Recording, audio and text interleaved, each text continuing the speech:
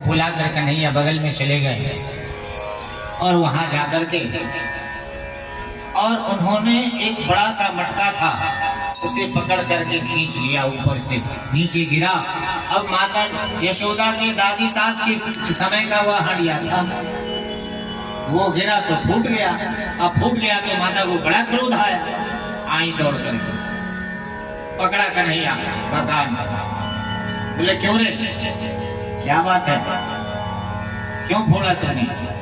तू बहुत बदमाश हो गया, आज तुझे बांध देती। गौशाला से रस्सी लाई और कन्हैया के कमर में बांध रही। क्या बात है, आज भगवान माता के प्रेम में आकर के बंध रहे हैं। मैं ये बार बार कहता हूँ कि भगवान अहम भक्त पराधीना। नारद ने पूछा कि प्रभु आपका वास कहाँ है, आप कहाँ निवास करते हो? कहा नाहं वसामि वैकुंठे योगिनां हृदयेन च मद्भक्ता यत्र गायन्ते तत्र तिष्ठामि नारद। बोले नारद, मैं वैकुंठ में निवास नहीं करता, नाहं वसामि वैकुंठे। बोले और? बोले योगी नाम हृदय में च, मैं योगियों के हृदय में भी वास नहीं करता। बोले कब? बोले हमारे मद भक्त मेरी भक्ति में पागल होके भक्त जहाँ मेरा गान करते हैं, जहाँ मेरे नामों का स्मरण करते हैं, मेरा निवास स्थान वहीं होता है। प्रेम से भावों से, प्रेम से भावों से कन्हैया तोल देंगे हम, प्रेम से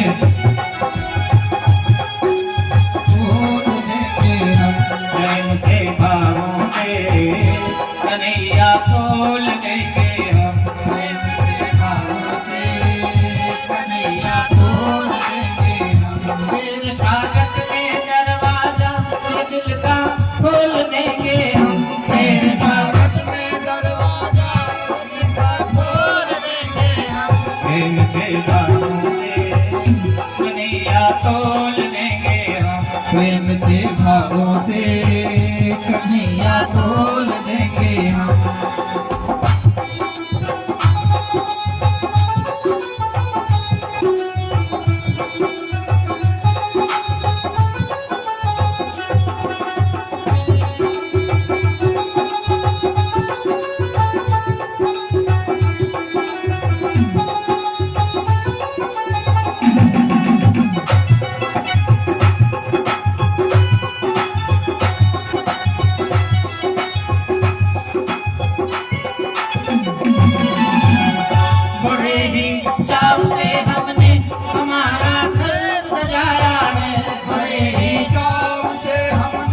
हमारा घर सजाया है, बड़े ही चाव से हमने हमारा घर सजाया है, बड़े ही चाव से हमने हमारा घर सजाया है।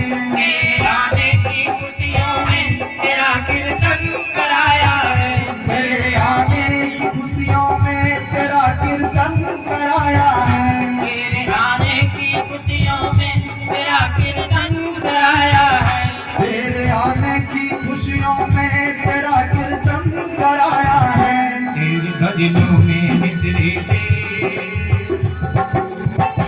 तेरे भजनों में मिश्री से कन्हैया तोल देंगे हम, तेरे भजनों में मिश्री से कन्हैया तोल देंगे हम, प्रेम से भावों से कन्हैया तोल देंगे हम, प्रेम से भावों से कन्हैया तोल देंगे हम। तेरे स्वागत में दरवाजा ये दिल का खोल देंगे हम, तेरे स्वागत में दरवाजा ये दिल का खोल देंगे हम, प्रेम से भावों से कन्हैया तोल देंगे हम।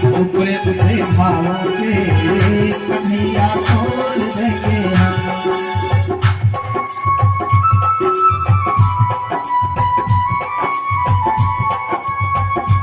मीठी मीठी तालियों के साथ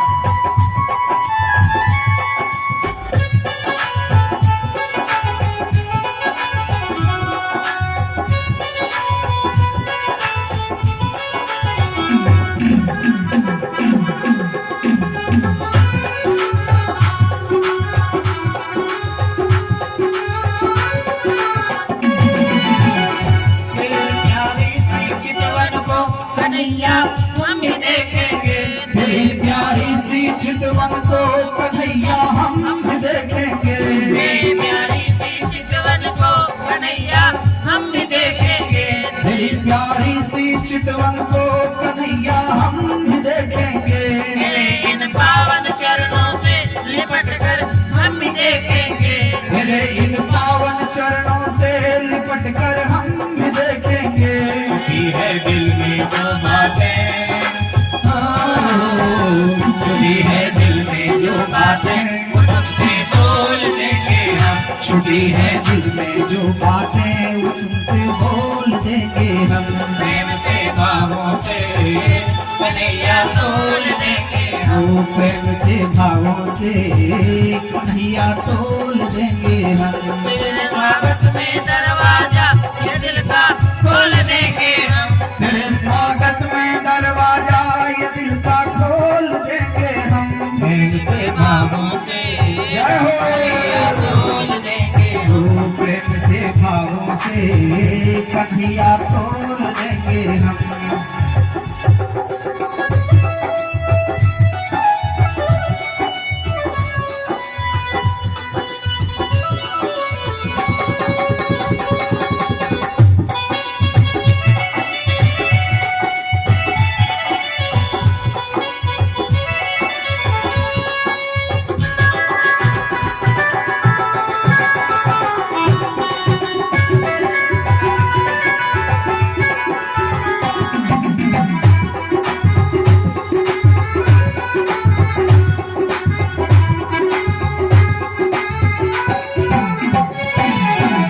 मेरे भक्त की आशा कन्हैया तोड़ ना देना।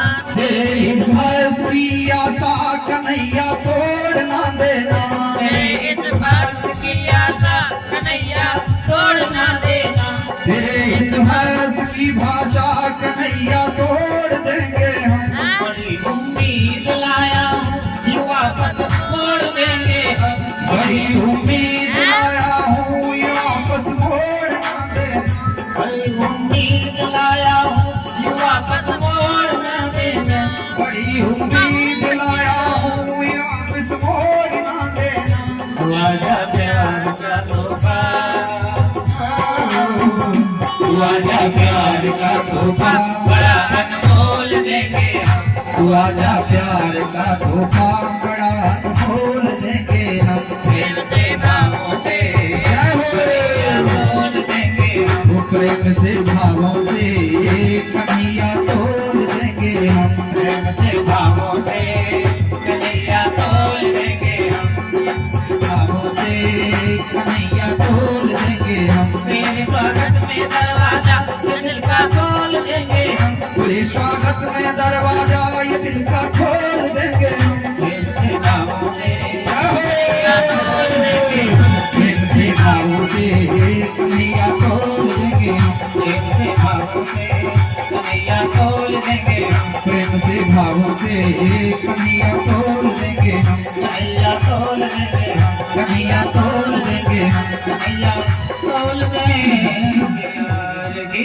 जय। वहाँ भगवान को पकड़ करके रस्सी से बांध रही है मैया। बोले आज तुझे बांध देती, तो बहुत बदमाश हो गया है। गौशाला से रस्सी मंगाई, बांधना शुरू किया। एक कमर में जो है एक गांठ लगा रही हैं। अब 3 लपेटा मारा। एक लपेटे पर जब गांठ लगाती हैं तो 2 अंगुल छूटी हो गई रस्सी। फिर दूसरी लेकर आई। भगवती की 2 शक्ति हैं, एक संघनी शक्ति है, एक माया शक्ति। तो माया शक्ति जो है वो बांध रही है, और योग शक्ति जो है वो कहती है मैं भगवान को बांधने नहीं दूंगी। आत्मा और जीव, तो आत्मा और जीव के अंदर जो है बस ये 2 अंगुल का ही अंतर है, नहीं तो इस 2 अंगुल में आत्मा और जीव का मिलन हो जाता है। ये 2 हैं। तो संगिनी शक्ति जो है, माया शक्ति जो है, वो भगवान को अपने प्रेम में बांध रही है। लेकिन भगवान की योग माया शक्ति जो है, योगा शक्ति जो है, वो भगवान को बंधने नहीं देती थी। इसलिए रस्सी जो है 2 अंगुल छोटी होती। फिर दूसरी रस्सी लाई, फिर उसको जोड़ा गया, फिर बांध करके लपेट रही हैं, फिर 2 अंगुल छोटी हो जाती हैं। एवं प्रकार से माता जी बांधते बांधते थक गई। योग शक्ति है माता, माया भगवान को पकड़ भी नहीं सकती, आप बांधोगे क्या? देखा माँ परेशान हो गई। जब माँ को परेशान होते देखा तब भगवान ने अपनी योगा शक्ति से कहा कि सावधान, माँ को कष्ट नहीं होना चाहिए, चाहे भले मुझे बंधना पड़ जाए। भगवान भगत के बस में अहम भक्त पराधीना यस्वतंत्र इव द्विज। वह परमात्मा भक्त जो भक्ति करता है भगवान उसके अधीन होते हैं। बोले अहम भक्त पराधीन, माता जी को कष्ट हो रहा है इसलिए भगवान उस रस्सी में बंध जाता है। बांधा गया। बंधने के बाद जब माता जी ने कहा कि ठीक है अब तो यहीं बंधे रहा, एक ओखली से उनको बांध दिया। उखल होती है ना कूटने वाली, जिसमें चावल इत्यादि कूटा जाता है, उस ओखली में बांध दिया। भगवान ने देखा मैया चली गई है काम करने के लिए, बोले अब तो यहीं बंधा रहा, मैं अपना सारा काम निपटा करता आके तुझे खोलूंगी। मैया गई, भगवान घुटने पर चल रहे हैं, धीरे धीरे चलते चलते चलते चलते आंगन में आ गए। आंगन में 2 यमलार्जुन का वृक्ष है जो जुड़वा है, 2 तरफ से निकला हुआ। भगवान घुटने पर चल करके उसके बीच से निकल गए। निकल करके आगे गए और जो ही आगे बढ़े तो पीछे से ओखली जो है वो अभी खिसक कर आ रही थी, वो ओखली उस दोनों के बीच से अटक गई आकर। भगवान ने एक छोटा सा झटका मारा, दोनों वृक्ष आकर के गिरे। ये दोनों यक्ष थे जिनको शाप मिला था कि तुम जाकर के जड़ हो जाओगे, वृक्ष हो जाओगे। और भगवान नारायण जब उसने अनुनय विनय किया था, उसे साफ मिला था, बोले कि जब द्वापर में भगवान कृष्ण आएंगे उसी की बाल लीला के द्वारा तुम्हारा उद्धार होगा। आज यहाँ दोनों यक्ष जो है, दोनों वृक्ष गिरे और वो दोनों यक्ष जो है उसका उद्धार हो गया। बोल कृष्ण कन्हैया लाल की जय। अब धीरे धीरे भगवान बड़े हो रहे हैं, तो जितने बड़े हो रहे हैं उनकी शैतानियां भी बढ़ रही हैं। बदमाशी करना शुरू किया। कभी जाते गौशाला में, गांव में निकलते अपने ग्वाल मंडली के साथ, जितने छोटे छोटे बच्चे होते ग्वाल वाल की गायों के, उन सबको खोल देते गौशाला में जाके, सारे जाके दूध पी लेते, फिर अपने कोने में खड़े होकर के हंसते रहते। अब थोड़े और बड़े हुए, अब उनके साथ बलदाऊ भी हैं, बलराम भी हैं, दोनों जा रहे हैं। एक दिन खेलने के क्रम में भगवान कृष्ण ने अपने मित्रों की ओर देखा, बोले सभी उधर देख रहे हैं। तो भगवान जो लीलाधारी हैं, लीला जगत में आए हैं, लेकिन इन छोटी छोटी लीलाओं के द्वारा उनको वही, अब वो जो उनके कमर में रस्सी बांधी, बोले भगवान की प्रत्येक लीला हमारे और आपको शिक्षा देने के लिए है। जितनी भी लीलाएं हैं वो भी अनर्थ अनर्गल लीला नहीं की है भगवान। आज भगवान ब्रज की महिमा बताने के लिए उन्होंने क्या किया, उनके मित्र खेल रहे हैं, खेलने के क्रम में एक मिट्टी का ढेला उठाया और मुंह में डाल लिया। भगवान छोटे से हैं, एक मिट्टी का ढेला उठा करके मुंह में डाल। बलराम जी ने देख लिया, सारे मित्रों को बताया, अरे देखो कन्हैया तो मिट्टी खा रहा है। बोले अच्छा? बोले हाँ। बोले कन्हैया मिट्टी खा रहा? बोले हाँ। चलो आज मैया से शिकायत करेंगे। उसको पकड़ करके मैया के पास ले आए। बोले चलो आज मैया से शिकायत करते हैं हम। पकड़ के कान्हा को लाए। बोले मैया? बोले हाँ। बोले अच्छा बताओ, यदि तुम कहोगे तो हम भी शिकायत करेंगे। बोले तुम क्या शिकायत करोगे? बोले वो ले तो चलो हमको। गए वहां मैया? बोले हाँ। बोले कान्हा ने मिट्टी खाई है। बोले कान्हा ने मिट्टी खाई? बोले हाँ। एक छड़ी ले आई मैया, बोले आज इसकी खबर लेती हूँ। बोले मैया मैंने मिट्टी नहीं खाई। बोले आज तेरी छड़ी से खबर लेती हूँ। तो हमारे मत मैया से तमाम लीलाएं भगवान की चल रही हैं। उसी बीच में अघासुर, बकासुर, व्योमासुर, अरिष्टासुर, धेनुकासुर तमाम एक एक करके कंस जो है प्रतिदिन हर सप्ताह अगले एक राक्षस भेजता और भगवान उसका उद्धार करता। धीरे धीरे भगवान थोड़े बड़े हुए तो उनके नामकरण का अब मन में विचार आया कि नामकरण गर्गाचार्य हैं उनके कुलगुरु, कुल पुरोहित हैं गर्गाचार्य। यदुराव महावाचार्य ख्यातस्य भुवि सर्वतः सूतं मया संस्कृतं ते मन्यते देवकी सुतम्। आज तो धीरे धीरे गर्भाधान से लेकर के और श्राद्ध तक कुल 16 संस्कार मनाए जाते थे। उन 16 संस्कारों में कुल 16 संस्कार मनाए जाते थे। लेकिन आजकल हम संस्कार भूलते जा रहे हैं। किसी भी संस्कार को हम मनाते कहाँ। 16 संस्कार का विधान था पहले। गर्भाधान से लेके श्राद्ध तक बीच में 16 संस्कार होते थे। इसलिए आज हमारे नई पीढ़ियों में जो संस्कार बदलते जा रहे हैं उसका मुख्य कारण यही है कि हम उन संस्कारों को भूलते जा रहे हैं। एक ब्याह संस्कार और एक श्राद्ध संस्कार दो ही होता है, वो भी इतने जल्दी में हो जाता है कि संस्कार तो भट्टा में जाए। नियम नियमावली का तो पता ही नहीं। लेकिन वह नियम नहीं होने के कारण आज स्थिति कितनी विध्वंसक हो गई है, समाज कितना दुखी है, इस पर हम विचार कहाँ कर पाते हैं। अब वसुदेव जी के घर के पंडित हैं, बोले कि देखो आप कोई उत्सव मत करना, नहीं तो उत्सव मनाने से कंस के कोई ना कोई राक्षस आ जाते हैं। इसलिए नामकरण तो करो लेकिन बिल्कुल सामान्य, लोगों को इसका पता नहीं चले। कंस कहेगा तो कि वसुदेव के घर में आकर के, चूंकि वो जो हैं यदुकुल के पुरोहित हैं, तो यदुकुल के पुरोहित यहाँ आके जो वसुदेव के पुरोहित हैं वो नंद बाबा के यहाँ आकर के क्यों कर गए। बोले उनको पता चलेगा तो पता चल जाएगा यही कृष्ण है।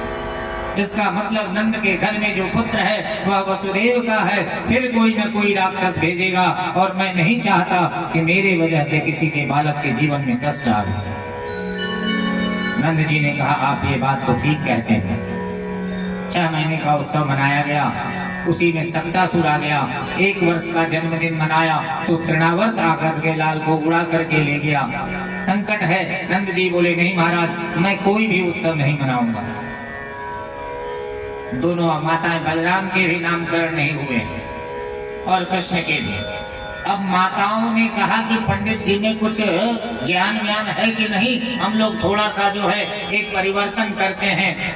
रोहिणी के पुत्र हैं बलराम, बलराम जो हैं बड़े हैं, उनको माँ यशोदा ने अपने गोद में रखा और भगवान कृष्ण को रोहिणी ने अपने गोद में रखा। बोले सच्चा ज्योतिषी है या नहीं, इसके लिए दोनों माताएं दोनों पुत्रों को अदला बदली करके गोद में लेकर के गर्गाचार्य के सामने बैठे। सुखदेव जी कहते हैं परीक्षित, रोहिणी की गोद में जो बैठे हैं कृष्ण, संत गर्गाचार्य ने उनके मुख का मुखारविंद का जैसे ही दर्शन किया, बस देखते देखते ही उनकी समाधि लग गई, त्राटक समाधि लग गई। त्राटक समाधि में क्या होता है, बोले अंदर में श्वास तो चलता है लेकिन बाहर शरीर स्थिर हो जाता है, नेत्र खुले रह जाते हैं, मुंह भी खुला रह जाता है, बाहर से दिखता नहीं कि श्वास चल रही है, बिल्कुल जड़वत हो गए, मूर्तिवत हो गए, मूर्ति के समान बैठे गए, गर्गाचार्य हो गए। कन्हैया की झांकी देखकर संत की विचित्र समाधि लग गई। ऐसी समाधि बोले ध्यान समाधि और त्राटक समाधि। तो ध्यान समाधि में आंख बंद होता है, मुख बंद होते हैं, श्वास चलती है। त्राटक समाधि कहते हैं जिसमें आंख और श्वास तो चलती रहे। त्राटक समाधि उसे कहते हैं जिसमें आंख खुली रह जाए, मुंह खुला रह जाए और श्वास भी अंदर।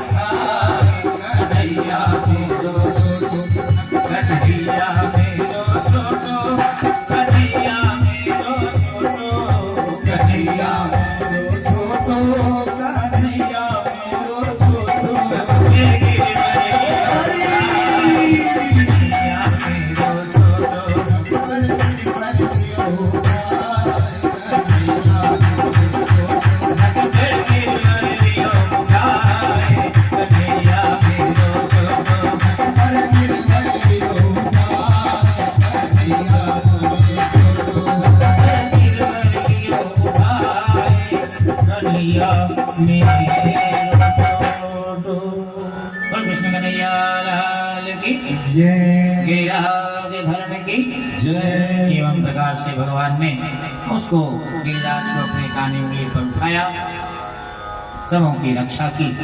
तत्पश्चात इंद्र का मान मर्दन हुआ।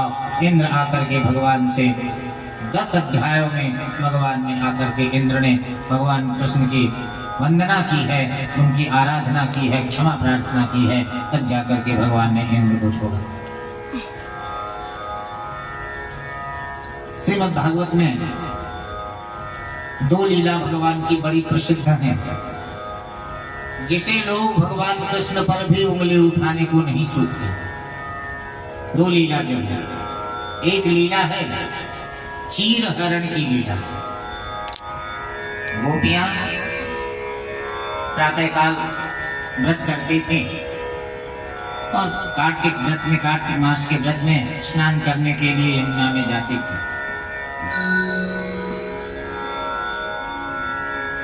एक दिन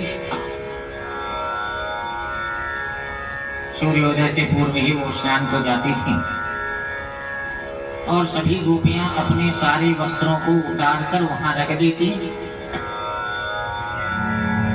और बिना वस्त्रों के ही स्नान करने के लिए चली जाती जल में। कहा गया है कि निर्वस्त्र किसी नदी तालाब में स्नान नहीं करना चाहिए, इससे वरुण देवता का दोष होता है। भगवान आए, उधर से जा रहे थे, देखा गोपियों को स्नान करते हुए, उनके सारे वस्त्रों को लेकर के वहीं एक वृक्ष था, उस वृक्ष पर चढ़ गए। उस समय भगवान कितने वर्ष के थे? 5 वर्ष के थे उस समय। हम तमाम लांछन लगाते हैं कहने को, भगवान ने चीर हरण की। चीर हरण की जो लीला है, मैं बार बार निवेदन करता हूं कि भगवान की प्रत्येक लीला की जो कथा है वो हमें और आपको संदेश देने की, उसके पीछे ही उद्देश्य है।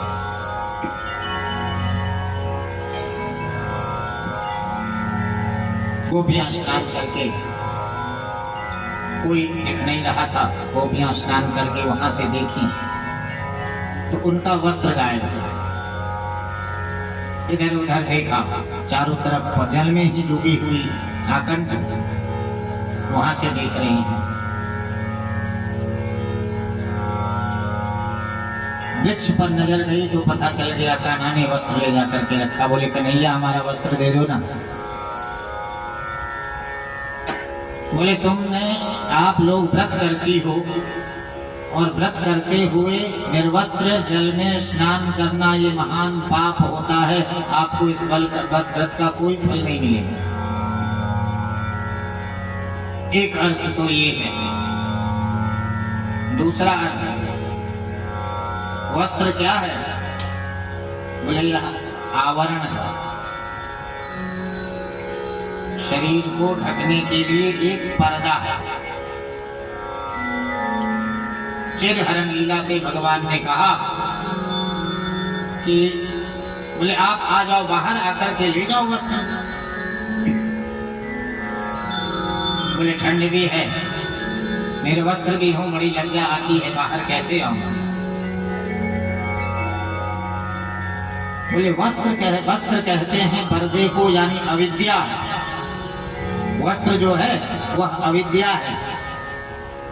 बोले अपने दोनों हाथों को ऊपर करके, तुम्हारे लिए यही दंड है कि आप दोनों हाथ ऊपर करके जल से बाहर आओ।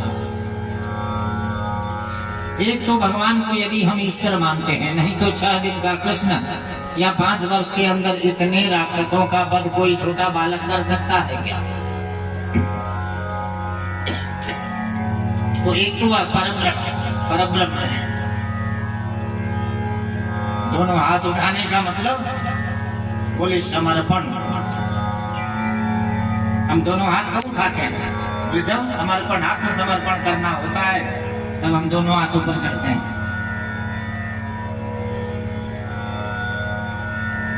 बोले ईश्वर वह प्रकाशमान है। और यहाँ गोपियां जो है वह माया रूपी हैं।